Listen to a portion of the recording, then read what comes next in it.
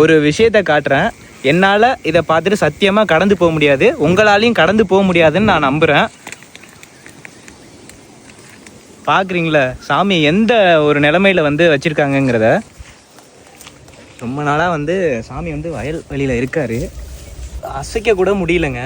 ஒரு கை சேர்ந்து இந்த சாமியை தூக்க முடியாது. கண்டிப்பாக இந்த ஊர் மக்கள் எல்லாம் சேர்ந்து தான் இந்த சாமியை மேலே கொண்டு வர முடியும். இந்த சாமியை மேலே தூக்கிறது கூட இங்கே சுற்றியும் ஆள் எங்கேயுமே இல்லை. அந்த ஒரு நிலைமையில தான் இங்கே சாமி இருக்கார்.